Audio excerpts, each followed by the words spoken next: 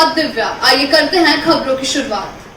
मध्य प्रदेश उच्च न्यायालय की ग्वालियर खंडपीठ ने आगामी स्थानीय निकाय के चुनाव में नगर पालिका परिषद डाबरा के अध्यक्ष पद के लिए चुनाव पर स्थगन आदेश जारी किए हैं। हाई कोर्ट ने कहा है कि इस मामले में अंतिम सुनवाई अप्रैल में की जाएगी। इस बीच यदि राज्य शासन डाबरा नगर पालिका परिषद के अध्यक्ष का चुनाव करना चाहता है तो उसे अपने नोटिफिकेशन में बदलाव करना होगा और रोटेशन के हिसाब से अनुसूचित जाति पुरुष वर्ग के लिए पूर्व में आरक्षित इस पद के लिए किसी अन्य वर्ग को यहाँ पर पद आरक्षित कर चुनाव करा सकता है।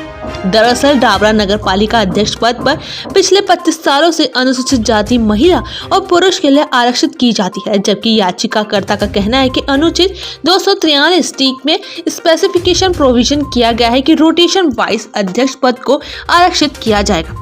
इस पर नगर पालिका अधिनियम के विशेष प्रावधान किया गया है। इसे लेकर 1999 में रोटेशन को लेकर नियम भी बनाए गए हैं। याचिकाकर्ता रविशंकर बंसल का कहना है कि नगर पालिका अधिनियम में रोटेशन प्रक्रिया का पालन नहीं हो रहा, जिसके कारण समाज के अन्य वर्ग अध्यक्ष पद के दावेदार होते हुए भी चुनाव नहीं लड़ पाते व अन्य वर्ग प्रतिनिधित्व नहीं कर पा रहा। इसे लेकर उन्होंने दिसंबर 2020 में जनहित याचिका हाईकोर्ट में दायर की थी, जिस पर हाईकोर्ट ने अनुसूचित जाति पुरुष वर्ग के लिए आरक्षित डाबरा नगर पालिका अध्यक्ष के चुनाव पर स्थगन आदेश जारी किया है और इस मामले को लेकर न्यायालय ने शासन से जवाब मांगा है।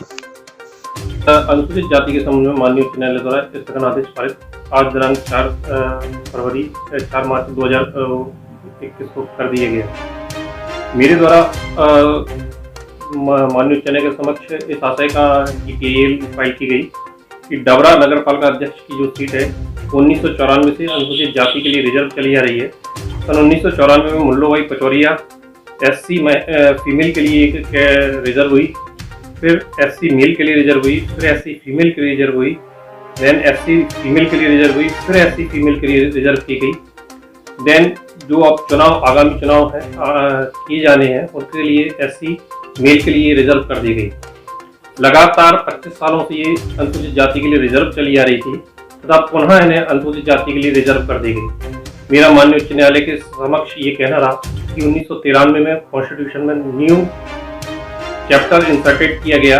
उसके द्वारा आर्टिकल 243T में स्पेसिफिक प्रोविजन किया गया कि जो कैटेगरीज हैं उनको रोटेशन वाइज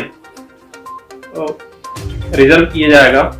उसके पश्चात 29B नगर पालिका अधिनियम में भी इस पे का प्रावधान किया गया। उसके पश्चात 1999 में अध्यक्ष की रोटेशन प्रक्रिया के संबंध में रूल्स बनाए गए जो कि डिफेक्टिव है। इसके संबंध में मेरे माननीय उच्च न्यायालय डिवीजन बेंच के समक्ष अपनी याचिका प्रस्तुत की। माननीय उच्च न्यायालय ने इस संदर्भ में सुनवाई कर पूर्व में नोटिस जारी किए थे तथा सुनवाई कर आज स्थगन आदेश पारित किया गया।